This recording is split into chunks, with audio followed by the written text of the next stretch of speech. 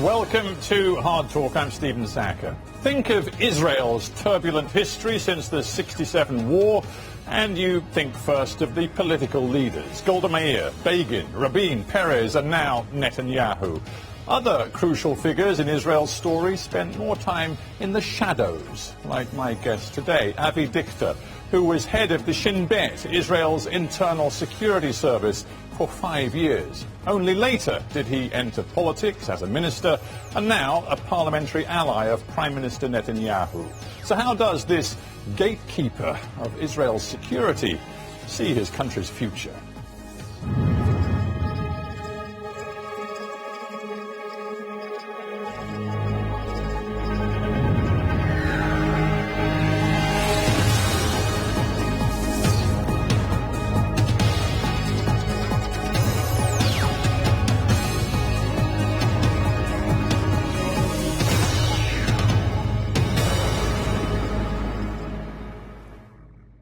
Avi Dichter, welcome to Hard Talk.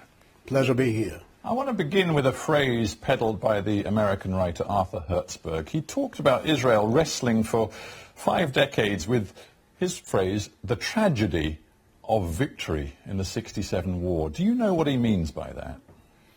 No, I don't know what I mean by saying that. If you ask me about what's our aim in the Middle East or in life, I would tell you that victory is what we need. Victory by all costs. Victory in spite of all terror. Victory, however long and hard the road may be. For without victory, it's impossible to survive. Well, familiar words, I believe, that you heard it years ago from your Prime Minister, Winston Churchill, in '41. Exactly. These are his words. Well, let me interpret what I think he was driving at. He talked about David Ben-Gurion, the founding father, if you like, of the State of Israel. And Ben-Gurion, even a month after the massive success of the '67 war, he told Israelis, we must be very careful. If we do not hand back this occupied land very fast, it could, in the end, destroy us. And you haven't handed it back.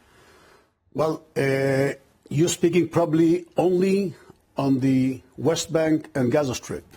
But we have to remember that '67 war was a war that we got back to Sinai, which is three times bigger than the whole state of Israel in land.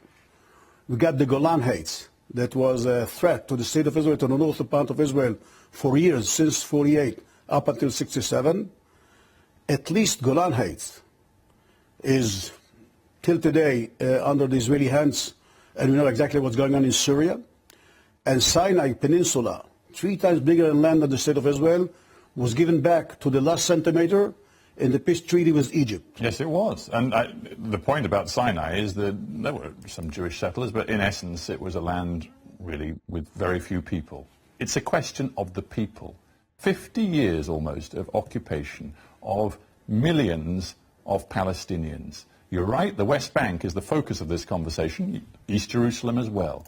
You continue to rule these people's lives, and to David Ben-Gurion, that was always going to be a profound problem for Israel. And it remains a problem to this day. No doubt that David Ben-Gurion, the first Prime Minister, he is the leader we ever had in the state of Israel. But to remind us that David Ben-Gurion, at the first junction of the State of Israel, or almost the State of Israel, November '47, he had to decide about the partition plan that says 55% to the State of Israel, 55% of the land between the Mediterranean and the Jordan Valley to Israel, 45% to the Arabs. Yeah, we can't pass every historical moment between 1947 and 2016. We don't have time to do that. What I'm just trying to get at is this. Today, right now, Israeli military forces continue to occupy the West Bank. As according to all international law, East Jerusalem, as taken in '67, remains occupied territory. Gaza remains surrounded, even though your troops are not in it. Do you believe it is sustainable today, for the health of Israeli society, to continue with this status quo? You know that we've tried to solve the problem in Gaza Strip. When in 1994, I was then the head of the Southern Commander of Shin Bet. And we handed over Gaza Strip, except the Israeli settlements. It was almost all Gaza Strip was handed over to Yasser Arafat and his troops. 1994. And in 2005, we disengaged totally from the Gaza Strip, and we are sitting on the green line, 67 line, since 2005, 11 years. Try to analyze what happened over those 11 years in Gaza Strip. Hamas took over in June of 2007 in a military coup against Mahmoud Abbas and his troops, and we are talking about a two-state solution, one-state solution. Practically, we live in a three-state solution. The State of Israel, the Palestinian Authority in the West Bank under Mahmoud Abbas, and a so-called Palestinian Authority under Hamas in the Gaza Strip. I want you to talk, if you would, about Israel. I mean, we talk to many Palestinians and we investigate what they have done and are doing very directly. But I want you to answer this question. There are people, including a fellow head of Shin Bet in the recent past, Avi Dichter, who say, with the 50th anniversary of the occupation approaching, it is time to consult the Israeli people. Let's have a referendum, a so-called decision at 50, where the Israeli people have a simple vote. Do you want to continue the occupation, or is it time to end the occupation? That's a good idea, isn't it? Stephen, to be transparent, Avi Dichter is a very good friend of mine. He was head of Shin Bet, my head of Shin Bet. I succeeded him. He's a hero in Israel due to his role during being the leader and the combatant at the Navy SEALs. Politically, we are not agreeing about many other issues. So just address I think this idea. Issue now is the time. I don't think that a referendum is the right answer to the Israelis. Maybe it's the right answer to other countries, not to the Israelis. Well, and if you want to decide about Israel, about what should Israel do in the West Bank, you have to fight in politics to become part of the Israeli political system, government, Knesset, and over there, that's the field to decide about what and how it's going to be solved. You're a great friend, well, you say you're a friend of Avi Dichter. You're certainly a very good political friend of Bibi Netanyahu. He said it during his most recent victorious election campaign, there will be no Palestinian state as long as I am Prime Minister. The latest polling done by Jerusalem Post and others finds that a majority of Israeli adults support the idea of two states for two nations as a way out of this endless conflict. Why not, right now, consult the Israeli people? You know, we say in Arabic, you cannot clap hands with one hand. We have the Israeli hand, we don't have the Palestinian hand for years, neither under Yasser Arafat nor under Mahmoud Abbas. I'm saying it in a very sad way. Now, we do understand that when you try to go forward in the relations with the Palestinian Authority, the first block that blocks everything is the fact that we are not having in front of us, with us, one Palestinian state that has one law and one gun for internal security. It's splitted 10 years ago, or June of 2007, and since then we speak about solution for the Gaza Strip, solution for the West Bank, and when Netanyahu said it won't be a Palestinian state as long as he is Prime Minister, you know, if we would have met here in 1977, September or October 1977, and we would have talked about Israeli-Egyptian solution, nobody even thought it's going to happen. And just 1 month later, Menachem Begin, as the Prime Minister of Israel, signed or started to run the peace treaty. Mr. Netanyahu, never is no Menachem Begin, and you know it. I mean, right now we've had years and years of Netanyahu refusing to talk to Mahmoud Abbas. And you can say Abbas refuses to talk to Netanyahu. The bottom line is the peace process, that phrase which has become redundant, is dead. And I just wonder, when you look at Israel today, what do you think the continued occupation is doing to Israeli society? Well, I think that our presence in the West Bank, in some areas, is needed in order to make sure that Israel is secure enough. We don't have any advantage. But Mr. Dichter, you're not answering my questions. What do you think it's doing to the Israeli psyche? Let me quote to you another former head of the Shin Bet, Avram Shalom. He said this before he died. He said, "We are making the lives of millions of Palestinians unbearable. We have become cruel." You're quoting Avram Shalom at the Gatekeepers, the movie The Gatekeepers, and he refers, as far as I know, to the time that the tough terror attacks were launched from both Gaza Strip and the West Bank. He referred to the role that Shin Bet played at that time in the army. I think you're wrong. I think, because I've just watched the movie again, he is reflecting at the end of his life, he was long retired, reflecting on what this sustained occupation, all of the checkpoints, the roadblocks, the building of the wall, the separation, the way in which your forces and your intelligence services are inside the lives of the Palestinians day upon day upon day. He's reflecting on what that does to Israel. So everything and every such question has to be measured by the alternative. I've been head of Shin Bet when we started to suffer the flow of the Second Intifada. Within 3 years, 900 Israelis got killed. Thousands got injured. The life of Israel and of people in Israel, let alone visitors, let alone economy, almost crashed.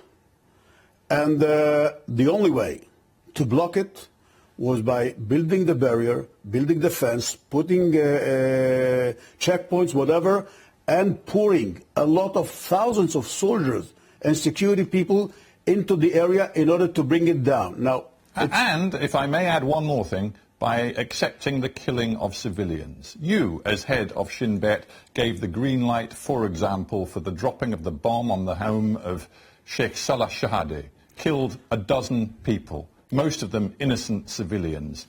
How do you live with that? Well, you know that in my cycle life in fighting terrorists, I know very well that accurate information and determination is the only way to fight against terrorists. The problem is that sometimes your information is not accurate enough. That was the case in Salah Shahada. But hang on, let's stick with that for a moment. No. It's about ethics and morality as much as anything else. Avraham Shalom, again, toward the end of his life, in the movie The Gatekeepers, said the terrible thing is there is no morality when you are fighting terrorism. Is that the truth? No. Is that what Israel has to accept? I heard Avraham Shalom when he said it in the movie.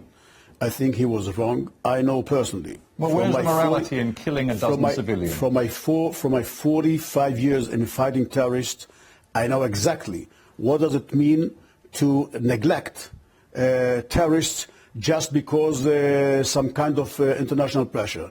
In my life, I've learned that we say it in Arabic, ألف مرهبة تبكي ولا أم تبكي. Thousands mother of terrorists will cry, but not our mothers. And that's the way we are cracking on terrorists, mainly by detaining them, bringing them. That's a first tool and the first best when you are dealing with terrorists in Israel and any other country. But Israel prides itself on being better than the quote-unquote terrorists. I just wonder what's happening in Israeli society today. One very famous case from the last few months, I think in the spring, in Hebron, we saw an Israeli soldier on video captured the moment when he approached a man who was prone on the ground, badly wounded after he'd tried to attack an Israeli soldier. He was no threat to anyone. It appeared he was just lying there, gravely wounded. He was shot in the head by a soldier. And what is shocking about that incident, and he now faces a trial for manslaughter, what is shocking is that many Israelis, polled by the media, supported his action and felt that he should not be prosecuted. First of all, we have to remember that this soldier is now in trial, as you said. I don't know many countries. I'm talking about the collective psyche of a nation here. Because people are watching TV, they see pictures, and they try to analyze it according to the picture. I myself decided I'm not getting into this issue up until the trial is going to be ended. Why? Because I've learned in my life that watching part of a movie, few pictures, single pictures amongst many others, doesn't give you a real anchor to understand what's going on. The fact that this soldier is being brought to justice, he is in a trial, a soldier, It's not something that you can see in many other countries, including democratic countries. I think it's not the first case and not the only case that we have in Israel that soldiers or security people are being brought to justice when the army, the leadership, the commanders, they think that his behavior has to be tested under the most objective way, which means court. Throughout this interview, you've talked about terrorism and the fight, Israel's fight, which it has to win against terror. In the end, these terrorists, as you call them, are your enemy. They are the ones that ultimately, as Rabin put it, you will have to talk to make a peace. You do not make peace with your friends, you make peace with your enemies. And again, quoting other heads of the security services, Ephraim Halevi, Ami Ayalon, and others, they say it's time to talk to Hamas, to drop this fiction that we cannot talk to them. See, now I've been to this movie when I was head of the Southern Division, when we just started the post-Oslo peace treaty. We've had meetings with our enemies, with terrorists. We were sitting around one table. I remember one of my assistants counted 75 years in jail. Those people who were sitting with us. And I remember a very important meeting. Prime Minister Rabin once asked Yasser Arafat to meet with all commanders of the Palestinian security apparatuses. Unfortunately, years after, and I was there as well, in a capacity as a deputy head of Shin Bet, and let alone head of Shin Bet, and a minister, and I've seen time and again how Palestinian leaders, how Palestinian commanders who are supposed to fight terrorists are becoming heads of organizations who are behaving like terrorists. One of them is still in power today. Let me go back to Avram Shalom, who was your boss for a while in the Shin Bet. He was asked, who should you talk to? He says, I will talk to anyone. Would you talk to Hamas or Islamic Jihad, he was asked? Including everyone I would talk to. I would even talk to Ahmadinejad in Iran, whoever. I'm always for talk, because only then do things get clarified. Yeah, but let's take a real scenario that might happen in the coming years, maybe the coming months, I don't know. Mahmoud Abbas is 81 years old. He's not going to run for election for the presidency in the Palestinian Authority. Hamas is getting prepared to take over in free elections when Mahmoud Abbas is finishing his term. Now try to imagine, which is, do not need a very strong imagination, to see that Hamas is becoming, or Khaled Mash'al is becoming the president of the Palestinian Authority. In that case, he's the elected president.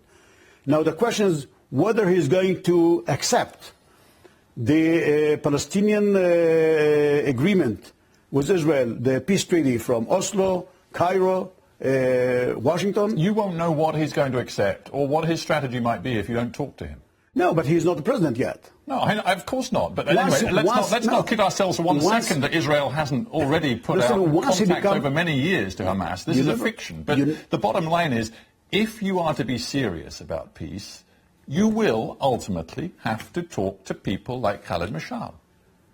Israel has to insist to talk with one PA that has one law and one gun for internal security.